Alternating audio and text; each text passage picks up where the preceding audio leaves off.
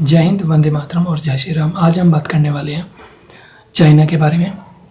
China की विस्तारवादी नीति का कोई अंत नहीं है और वो चाइना वापस से हमारे इंडिया की बॉर्डर पे आ चुका है और वो चाहता है कि वापस से इंडियन आर्मी कुछ ना कुछ करके उनको भगाए। देखिए, अगर हम देखें तो चाइना पूरी दुनिया पे कब्जा करना चाहता है, जो कि एक सिंपल सी बात है, जो कोई एक बड़ी नई बात नहीं है, क्योंकि वो कम्युनिस्ट देश है और जो वहाँ की कम्युनिस्ट पार्टी ऑफ चाइना है वो रूल करती है चाइना पर। और जो कम्युनिस्ट विचारधारा है उसके लिए अगर कोई एक अच्छा वर्ड मैं बता सकता हूँ तो वो है टोटलिटेरियज्म, और that's the only word which can define the communist ideology in very easily. सीधी सी बात है, मेरे अलावा कोई और नहीं। This is the definition. और चाइना का भी यही है कि पूरी दुनिया में सिर्फ वही राज करे।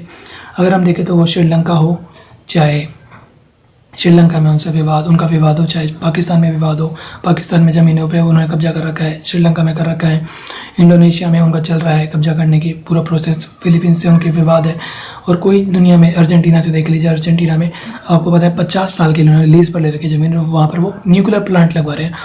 और ये मैं इसके लिए एक सेपरेट वीडियो बनाऊंगा बहुत दिन में, बहुत जल्द। और इसमें मैं एक खास मेहमान अपने साथ लेके आऊँगा, वो अर्जेंटीना से ही होगा और मेरी उससे बात होती रहती है और मैं उनसे काफ़ी कुछ जान रहा हूँ अर्जेंटीना में क्या चल रहा है। और अभी मेरी रिसर्च उस पर चल रही है और जब मेरी रिसर्च उस पर पूरी हो जाएगी तो मैं उस पर एक ज़रूर सेपरेट वीडियो लाऊँगा। अच्छा, तो अगर हम देखें तो हांगकांग में जब से विवाद स्टार्ट हुआ, हांगकांग में विवाद स्टार्ट होने के बाद इस एकदम से ये अटैक हुआ, पूरी दुनिया पे बायोलॉजिकल वॉर स्टार्ट हो गई और हांगकांग से सबका ध्यान हट गया, क्योंकि हांगकांग की वजह से चाइना पे पूरी दुनिया में प्रेशर बन गया था और चाइना क्यों लग रहा था कि हांगकांग उससे हाथ से निकल जाएगा।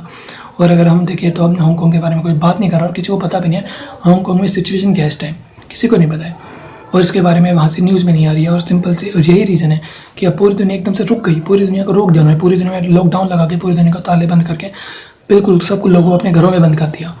और यही रणनीति है चाइना की। और अब चाइना क्या कर रहा है, पूरी दुनिया में अटैक कर रहा है। इंडिया में वो पिछले साल उन्होंने क्या किया वो देख ही सकते हो। और सिंपल सी बात है, अगर कोई देश एक अच्छा देश है या उनके नेता अच्छे हैं तो सिंपल सी बात है, पूरी दुनिया में पेंडेमिक चल रहा है, वो उस दौरान क्या करेंगे कि पूरी दुनिया की हेल्प करें, ना कि पूरी दुनिया को कब्जे में लेने की कोशिश करे। और चाइना जो हरकत कर रहा है कि पूरी दुनिया को कब्जा में करना चाहता है और इंडिया में भी वो वॉर लड़ने के लिए तैयार है और वो इतना एग्रेसिव हो रखा है, तो इससे पता चल जाता है कि वो जो चाइना है वो उसने जानबूझकर ये वेपन स्टार्ट किया, जो ये बायो वेपन है वो छोड़ा है दुनिया में, ताकि वो पूरी दुनिया को सबक सिखा सके। और अगर हम देखें तो पूरी दुनिया की इकनॉमी रुक चुकी है और सिर्फ चाइना जिसकी इकनॉमी एक बिल्कुल अच्छे से चल रही है।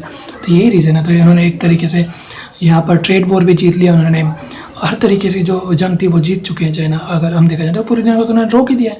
जब पूरी दुनिया 1 साल के लिए 2 साल के रुक गई है तो अब चाइना अपनी मर्जी से कुछ भी कर सकते हैं, क्योंकि वहाँ पर तो कुछ भी नहीं हुआ। वहाँ तो सेकंड वेव भी नहीं, जापान में 4th वेव चल रही है, इंडिया में सेकंड वेव, और अमेरिका में हो सकता है 3rd वेव आ जाए। ब्राज़ील और मैक्सिको में क्या हालात है किसी को सबको पता है, अर्जेंटीना में क्या हालात है, इटली में पिछले साल क्या हुआ था। लेकिन प्रॉब्लम यह कि जो इंडिया में जो कम्युनिस्ट लोग बैठे हैं वो नहीं समझेंगे बात। अभी देखिए, मोदी जी का लोग मजाक बना रहे हैं क्योंकि मोदी जी रो रहे हैं, लेकिन जब लास्ट ईयर इटली के जो स्वास्थ्य मंत्री थे, हेल्थ मिनिस्ट्री के जो हेड थे, जब उन्होंने अपने आंसू व्यक्त किए थे पूरी दुनिया के सामने, जब उनको इमोशनल और लोग उनको सिंपैथी दे रहे थे, लेकिन आज हमारे नेताओं की मजाक उड़ाते हैं। तो यही बात है, अगर यहाँ पर एक नेता देश को गाली दे देगा तो सब उसकी तारीफ करेंगे, लेकिन एक नेता अगर देश के बारे में कोई चिंता व्यक्त करेगा तो लोग उसका बोलेंगे कि नकली है, झूठ है। क्यों? क्या कोई इमोशंस नहीं दिखा सकता अपने देश में? मुझे ये चीज़ें समझ नहीं आती, समझ के बाहर हैं चीज़ें। इसलिए मैं कह रहा हूँ कि जो चाइना है उसको रोकना इस वक्त बहुत ज़रूरी है और इंडियन आर्मी को इस टाइम बहुत एक सख्त एक्शन लेना चाहिए। और मेरा मानना है कि इंडिया को भी वही करना चाहिए जो चाइना कर रहा है। हमें बिल्कुल प्रिपेयर रहना चाहिए किसी भी कंडीशन के लिए। वो वैसे होती है इंडियन आर्मी, और हमें और एग्रेसिव होना चाहिए। हमें सिंपल सी बात है कि इस बार इतना एग्रेशन दिखाओ कि चाइना की आर्मी बिल्कुल हटी जाए, क्योंकि चाइना की जो आर्मी है वो लड़ने के दम नहीं है उनमें वो सिर्फ प्रैक्टिस कर सकती है, क्योंकि जो उनकी आर्मी है उनके पास वॉलंटियर फोर्स नहीं है, फोर्सफुली लोग वहाँ पर लोगों को आर्मी में भर्ती किया जाता है। और इंडिया में जो आर्मी पर्सन है, आर्मी सोल्जर्स हैं, वो वॉलंटियर है, मतलब वो अपनी इच्छा से आर्मी में गए हैं। यहाँ पर किसी को फोर्स नहीं कर रहा कोई भी आर्मी में जाने के लिए। लेकिन चाइना में ऐसा नहीं है, चाइना में बिल्कुल उल्टा है। चाइना में आपको फोर्सफुली ट्रकों में भर के ले जाते हैं और चलो आर्मी में, तो वहाँ कंपलसरी है और यहाँ पर कंपलसरी नहीं है। इसलिए पता चलता है कि जो यहाँ के सोल्जर हैं वो रेडी रहते हैं हर चीज़ के लिए, जबकि वहाँ के लोग वो सिर्फ वो एक तरीके से फॉर्मेलिटी वॉरियर्स हैं, उनके पास फॉर्मेलिटी सोल्जर्स हैं, न कि एक रियल सोल्जर्स है। और हमारे पास रियल सोल्जर्स हैं। दैट्स वाई इंडियन आर्मी हमेशा स्ट्रॉन्ग रहेगी चाइना से। हमें राजनीति इच्छा शक्ति भी चाहिए, जो कि हमारे जो केंद्र की सरकार है वो देगी 100%। लास्ट ईयर भी हमने देखा था चाइना को कैसे खदेड़ के भगा दिया, और इस बार भी वही होगा अगर चाइना करेगी। लेकिन सीधी सी बात है, दुनिया को एक एक्शन लेना पड़ेगा और चाइना के खिलाफ आवाज़ उठानी पड़ेगी। और सिंपल सी बात है, जो ये कोरोना वायरस आप बोल रहे हैं, इस वर्ड को कोरोना वायरस ना बोल के बायो वेपन ऑफ चाइना बोले, ताकि लोगों को पता चले कि, क्योंकि ये फैक्ट है। क्योंकि अगर सिंपल सी बात है ना, अगर कोई देश अच्छा होता तो पैंडेमिक के दौर पर वो ऐसा करता कि पूरी दुनिया पे कब्जा करने की कोशिश करता, नहीं करता। ये सिंपल सी बात है, क्योंकि उन्हीं का ही अटैक है ये, इसलिए वो आज वही कर रहे हैं जो उनको करना था। क्योंकि उन्होंने सोचे थे कि ये हम अटैक करेंगे पूरी दुनिया पे, फिर दुनिया में ये चीज़ें होंगी, और वो हुई, और उसके बाद हम ऐसे हम अपने कदम बढ़ाएंगे, और वो वही कर रहे हैं। उनका एक प्री प्लान था और उस प्लान पे वर्क कर रहे हैं। तो हो सकता है आपको ये बात मेरी समझ में आई होगी।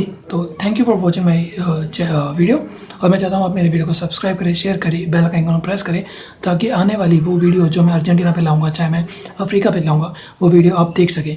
Thanks for watching my video, और जय हिंद, वंदे मातरम, जय श्री राम।